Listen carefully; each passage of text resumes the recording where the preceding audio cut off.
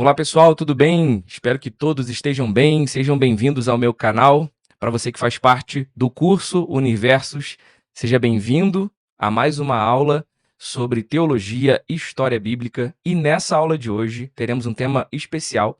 Sairemos da grade da qual estamos estudando até aqui para falar desse conflito entre Irã e Israel.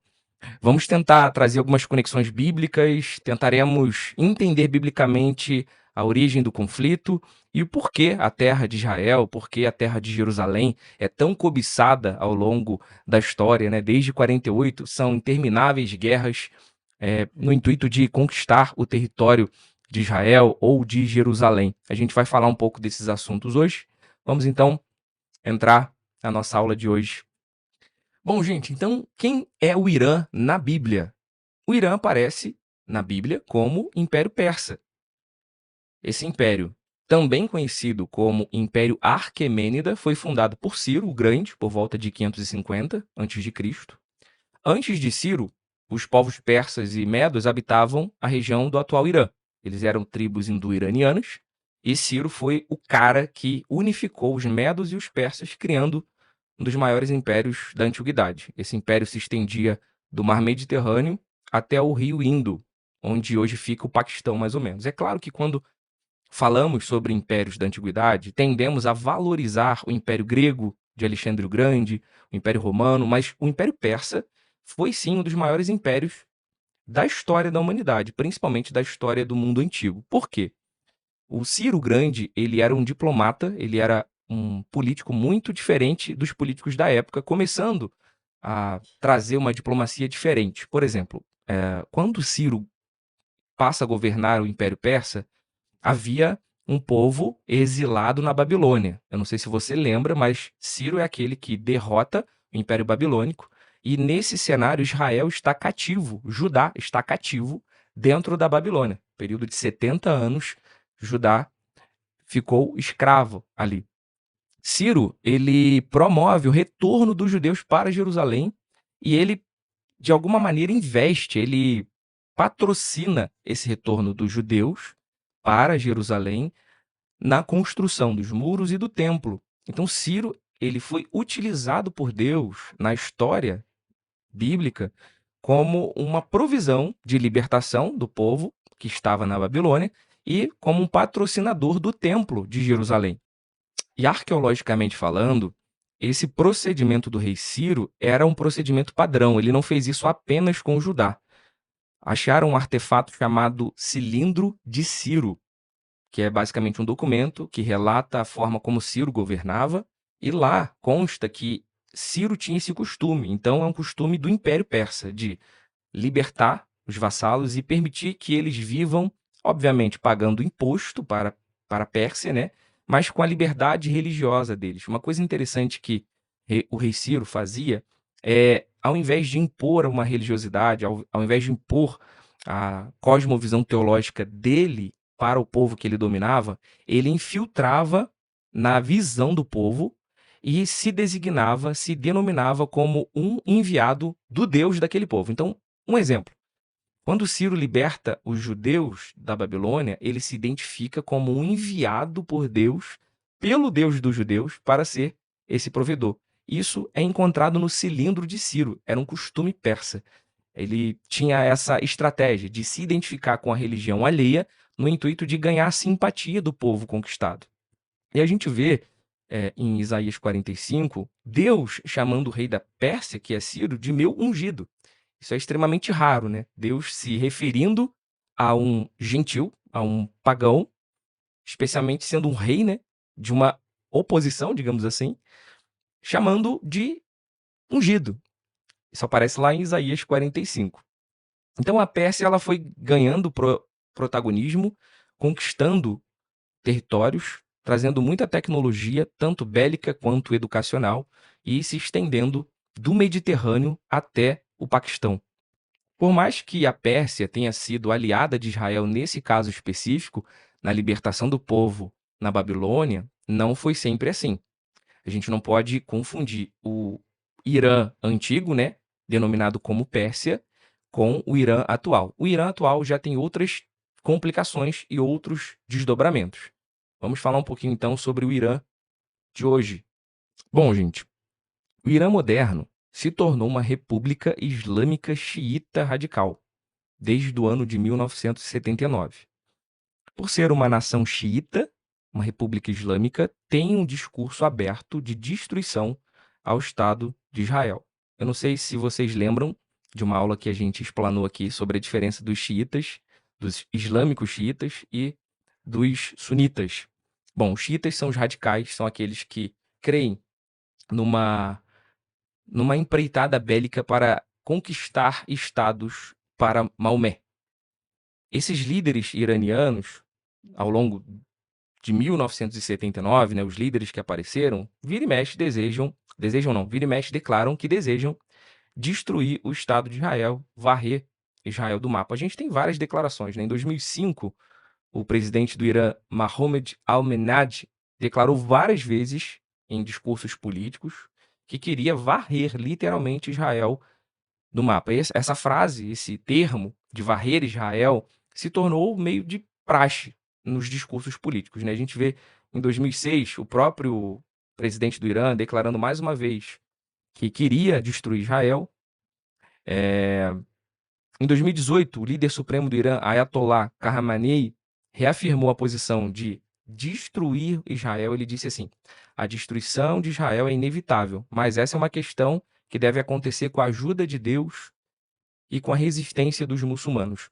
O Irã, então moderno, é absolutamente hostil a Israel. O Irã, para você ter uma noção, financia grupos paramilitares, como o grupo do Hamas. O grupo terrorista Hamas é patrocinado pelo Irã. A gente vê também o Hezbollah, que é um outro grupo de forças armadas paramilitares, que fica localizado ali no Líbano, inimigos diretos de Israel, também sendo patrocinados pelo Irã. Então, o Irã moderno, diferente do Irã de Ciro, ou da Pérsia de Ciro, é absolutamente hostil, porque é um Estado xiita, islâmico, que decidiu varrer Israel do mapa. Agora, gente, a pergunta que não quer calar: por que essa terra é tão disputada? Por que esse desejo de acabar com Israel? Porque vamos lá, Israel é um país de 22 mil quilômetros quadrados, menor, por exemplo, que o estado de Sergipe. Ele é cercado por 22 nações árabes hostis, que são em maior número, não só no número de população, mas de território. Por que essa terra é tão disputada, gente?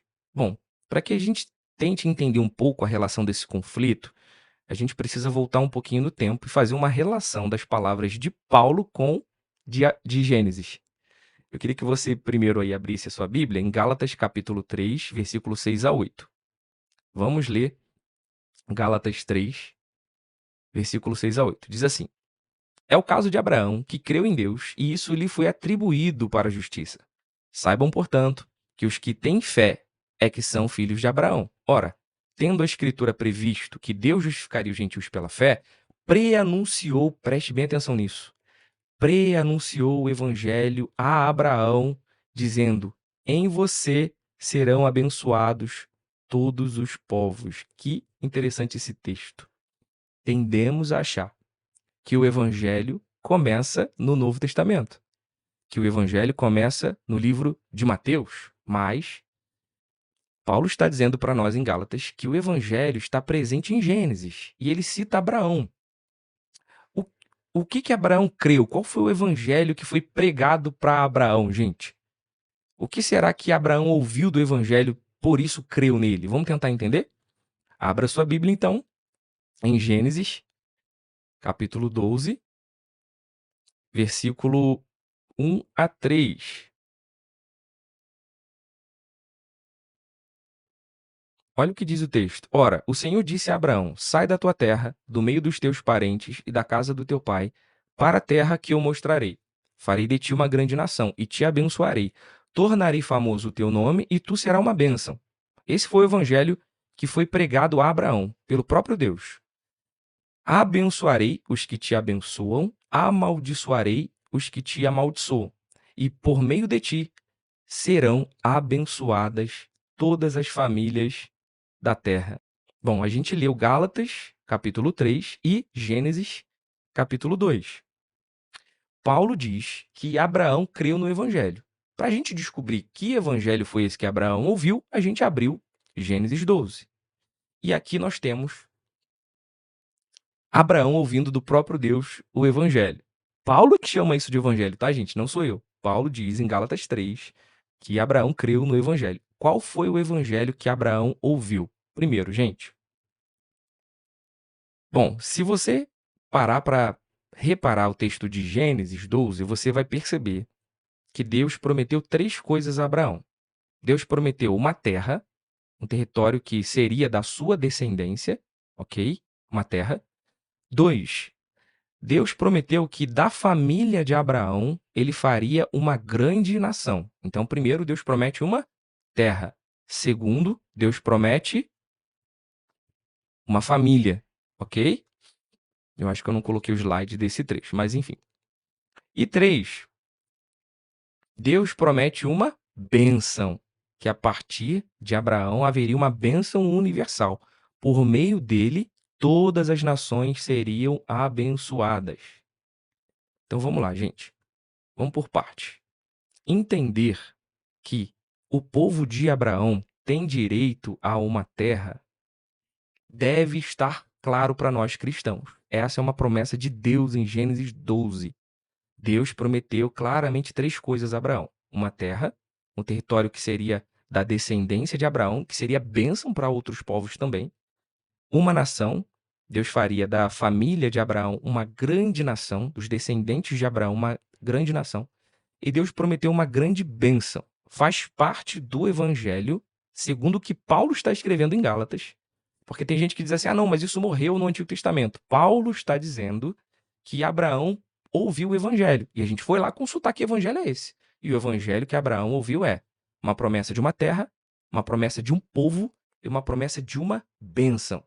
O povo teria, então, uma terra e uma nação e seriam abençoados por ela.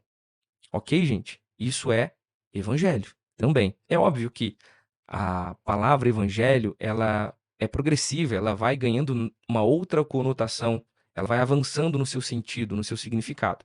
Mas Paulo diz, repito, estou sendo bem enfático para que você grave, que Abraão ouviu a pregação do evangelho e essa pregação consiste em 3 coisas: uma terra, uma nação e uma bênção. Beleza, Tiago, entendi. E aí, gente, o texto de Gênesis 12, verso 7, ele também é fundamental para a gente entender esse processo.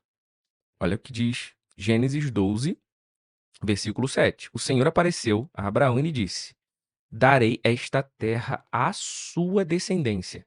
Ali Abraão edificou um altar ao Senhor que lhe tinha aparecido. Tá bom, beleza. Quem é a descendência de Abraão? A princípio, respondemos, os judeus. A princípio, os hebreus, depois se tornaram os judeus. Só que Gálatas 3, versículo 16, tem uma notícia bombástica para nós. Meu irmão, minha irmã, segura esse texto aí, ó. Ora, as promessas foram feitas a Abraão e a sua descendência, que a princípio a gente entendeu que era quem? Os judeus, né? Os hebreus. Ok. Aí, olha o que Paulo continua dizendo. Não diz e as descendências, como se falasse de muitos, mas como de um só. E a tua descendência, que é Cristo. Meu irmão, Paulo está dizendo que a promessa de um povo, uma terra e uma bênção é uma promessa feita ao descendente de Abraão. E aqui ele tira do plural, não às descendências, Paulo diz, né? Mas ao descendente, que é Cristo. Paulo destaca que a verdadeira descendência de Abraão não é simplesmente um povo físico, mas o descendente prometido, que é Cristo. A promessa feita a Abraão é, portanto, cumprida em Cristo, que é o herdeiro da terra e de todas as bênçãos prometidas. Então vamos lá, gente. Quem é o dono da terra de Israel? Cristo. Quem é o dono do povo de Israel? Cristo. E quem é o dono da bênção? Que a partir desse descendente, muitos seriam abençoados Cristo. Ele é o descendente. A gente percebe isso claramente lá em Gênesis 3, quando a Bíblia diz que o descendente da mulher vai esmagar a cabeça da serpente. Quem é o descendente da mulher em Gênesis 3? Esse descendente esperado é Cristo. Porém, esse descendente da mulher de Gênesis 3 aparece de novo em Gênesis 12. E o texto diz que ele é o descendente de Abraão que vai herdar a terra, que é Cristo. E é muito interessante que o descendente não para aqui. Perceba que a revelação é progressiva. Em Gênesis 12, em Gênesis 3, o descendente da mulher que vai esmagar a cabeça da serpente é Cristo. Em Gênesis 12, o descendente de Abraão que vai herdar a terra é Cristo. E em 2 Samuel, capítulo 7, o descendente de Davi que vai herdar a terra, governando Jerusalém com poder, juízo, retidão, paz, é quem? É Cristo. Então a Bíblia está apontando para uma terra, um povo e uma bênção. Essa terra ela não acaba no Antigo Testamento, ela continua, a gente vai chegar lá daqui a pouquinho. Então perceba, em toda a narrativa do Antigo Testamento, a gente percebe as promessas sendo direcionadas a um descendente que herdaria uma terra. Essa revelação é progressiva. Durante muito tempo a gente achou que era só sobre os judeus, herdando Jerusalém. Mas não. Ela aponta para Cristo governando Jerusalém. Isso aqui é muito interessante, porque o diabo tenta tanto contra essa terra e esse povo, gente. Por que será, hein? Por que será que o diabo está o tempo inteiro levantando recursos para destruir um povo e uma terra? Por que não uma outra terra? Não é verdade? Por que os judeus não se situam em outro lugar? Porque ele sabe que é de Israel, de Jerusalém, que o Filho de Deus vai possuir a terra. Teve um evento histórico do Saladino, um rei muçulmano, que ao interpretar uma das escrituras bíblicas de que o Messias entraria em um dos portões, eu não me lembro agora, eu não me lembro exatamente qual é o portão de Jerusalém, mas existe um portão que é de frente para um cemitério e existe uma profecia bíblica de que o Messias passaria por ali. Então, o que que o rei Saladino fez? Primeiro, ele construiu um cemitério logo após esse portão. E segundo, fechou, blindou esse portão, porque ele entendeu assim, ó.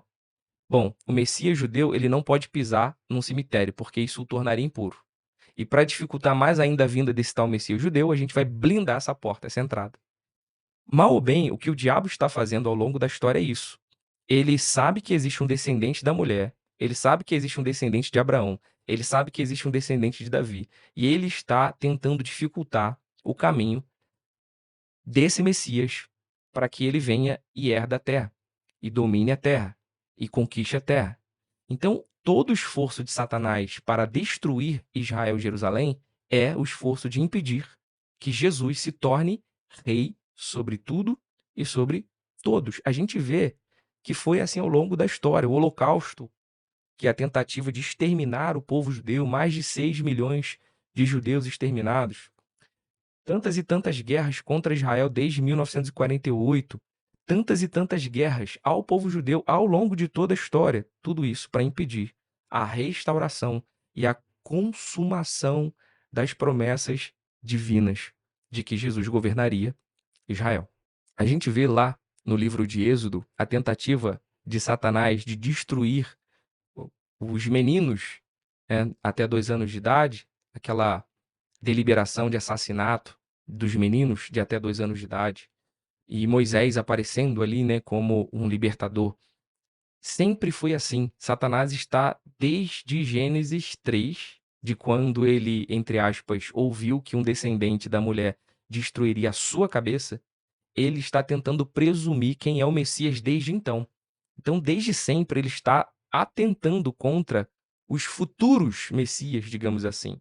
E se Satanás sabe que o Messias vem de um povo chamado Israel ou judeu, ele fará todo o esforço necessário para destruir esse povo. O Fábio Coelho disse algo interessante em um podcast. Ele disse que, na opinião dele, ele tem certeza que Satanás achou que Moisés fosse o Messias. Por isso, a ordem de extermínio aos bebês. E eu concordo com isso. Na minha opinião, Satanás está monitorando, desde o início de tudo, possíveis messias. A gente vê lá, por exemplo, o Caim e Abel. Um filho bom e um filho ruim, né? Por que será que Caim matou Abel? Porque Abel poderia ser um Messias futuro? Então, será que Satanás está em todo tempo lutando contra essa descendência? A gente vê Moisés sendo caçado, a gente vê Davi sendo caçado por Saul, a gente vê o Messias, né, sendo caçado por Herodes o tempo todo. Satanás está tentando exterminar o descendente de Davi, porque ele sabe que esse descendente tem 3 promessas: uma terra, um povo e uma bênção. Se ele dificulta o passo da terra, ele dificulta os demais passos. A cruz para ele deve ter sido um alívio, né? Imagina só, Satanás vendo Jesus sendo crucificado, morto, ele pensou, cara, é agora, eu venci. Consegui acabar com o descendente da mulher. E Jesus ressuscita ao 3º dia. O que ele não sabia é que esse governo de Jesus não seria estabelecido na primeira vinda, e sim na segunda vinda. O que a gente precisa entender, então, é que a primeira vinda de Jesus na terra de Jerusalém foi para governar outro tipo de palácio, certo? Quando Jesus vem a primeira vez, ele governa o coração do povo. Ele não podia dar uma terra para um povo desviado, porque esse povo desviado destruiria a terra. Então, antes de dar a terra, Jesus precisou dar um novo coração. Ele restaura, então, o coração do povo, ele aumenta a área de alcance dessa salvação para os gentios também. Então, prometeu uma segunda vinda. E nessa segunda vinda, a gente precisa ter uma terra. Uma terra para que ele reine. E aí a pergunta que não quer calar, né? Caramba, por que que ele não... Por que que ele não deu outra terra, né? Por que que os judeus não lutam por uma outra terra? Simples. Gênesis 15, verso 18. Queria que você abrisse aí, Gênesis 15, verso 18 ao 21. Diz assim: naquele mesmo dia o Senhor fez uma aliança com Abraão, dizendo: a sua descendência dê esta terra. Olha aí, ó. Descendência, que é Cristo, desde o rio Egito até o grande rio Eufrates. A terra dos queneus, dos quenezeus, dos cadmoneus, dos heteus, ferezeus, refaíns, amorreus, cananeus, girgazeus e dos jebuseus. Então, gente, a terra que Deus deu tem endereço. Ah, por que que eles não tomam outra terra? Porque eles estão tomando posse de uma terra que Deus deu. E Deus não especificou outro lugar senão esse. Então, o lugar que Deus prometeu a Abraão tem perímetro, tem endereço. E a gente vai tentar falar mais ou menos aí aonde fica essa terra. Olha aí. A terra prometida para Abraão, em Gênesis 15, ela vai do rio do Egito até o grande rio Eufrates. Então, a gente tem aqui, por exemplo, uma demonstração da localização atual e do nome do povo bíblico, né, de Gênesis 15. Então, por exemplo, os queneus. Fica onde? No sul de Israel, em Negev e norte do Sinai. Os quenezeus, perdão, gente, fica ao sul de Canaã, próximo a Edom, atual Jordânia, né? Nós temos aqui os cadmoneus, provavelmente Transjordânia ou norte da Arábia, também atual Jordânia, né? Heteus, fica parte ali da Turquia Central, Império Hitita, influencia até Canaã, norte de Israel, Síria e Líbano. Ferezeus, região de Canaã, hoje Cisjordânia e parte de Israel. Refaíns, região da Transjordânia, Bazã e Amnon. Jordânia também, né? Amorreus, montanhas centrais de Canaã e leste do Jordão. Cananeus, faixa costeira do Mediterrâneo do Líbano até Gaza. Então, olha aí, gente. Todas essas terras, essas menções desses lugares geográficos, foi o próprio Deus que disse. Então não tem como ser outro lugar. Deus decretou que fosse aqui, às margens do seu reino. Fazer o quê? Reclama com Deus. Deus que disse que seria ali. Então, por que não conquista outra terra, né? O pessoal fala, ah, não, por que que Israel faz tanta questão? Abre logo mão. A gente não abre mão de algo que Deus prometeu. Bom, continuando a nossa exposição, concluímos então que Cristo é o dono da terra, Jesus governará sobre aquela terra específica, que a oposição contra aquela terra é uma oposição espiritual também, né? Então a pergunta é: Irã e Israel, conflito Irã e Israel, está na Bíblia? Sim e não. Não especificamente esse Israel atual, moderno, e esse Irã atual. Mas, espiritualmente, tá. Por quê? Porque essa terra é que, no futuro, vai ser o cenário que vai abrigar o reino milenar de Cristo. Então a gente precisa tomar cuidado de não sair abraçando tudo que Israel faz, dizendo que, ah, não, tá na Bíblia. Não, peraí. O Israel profético da Bíblia é diferente do Israel atual, tá? O Israel profético é um Israel vindouro, futuro, do qual Jesus governará. Agora, tudo que acontece hoje no Israel moderno não é chancelado pela Bíblia. Tem coisas que Israel faz que é contra o que a Bíblia diz, entende? A gente precisa ter ciência de que esse Israel atual, moderno, não representa em tudo esse Israel profético. Nós defendemos um Estado de Israel porque a profecia diz que Jesus governará nesse Estado. Porém, isso não significa que concordamos com tudo que esse Israel está fazendo agora. Aí muita gente vai falar assim: ah, Tiago, mas isso aí é tudo lá no Antigo Testamento, isso já se cumpriu em Cristo. Em Cristo, ele já veio em Jerusalém e já acabou essa centralidade toda em Israel. Acabou no Antigo Testamento porque Jesus veio e consumou tudo em si mesmo e tudo mais, né? E aí alguns vão defender a ideia de que a igreja substituiu Israel e tudo. Beleza. Então vamos para o Novo Testamento. Olha o que que Jesus disse em Mateus 23. Jerusalém, Jerusalém, você mata os profetas e apedreja os que lhes são enviados. Quais que foram enviados? Os apóstolos, né? E os profetas. Quantas vezes eu quis reunir seus filhos como uma galinha junta os seus pintinhos debaixo das asas? Mas vocês não quiseram. Eis que a casa de vocês ficará deserta. Pois eu lhes afirmo que, desde agora preste atenção, não me verão mais até que venham a dizer: bendito o que vem em nome do Senhor. Preste bem atenção nisso. Ao longo da história, qual foi o maior castigo, entre aspas, de Deus com o seu povo Israel? Sempre foi a terra. O Irã está na Bíblia? Não está. Mas a profecia de desolamento da terra de Israel está. Então, Jesus está dizendo assim, ó: quantas vezes eu tentei abrigar vocês, Jerusalém, judeus, mas vocês não me abraçaram. Eu vou então dizer o seguinte: essa casa ficará deserta, Israel ficará deserta até que vocês declarem: bendito é o que vem em nome do Senhor.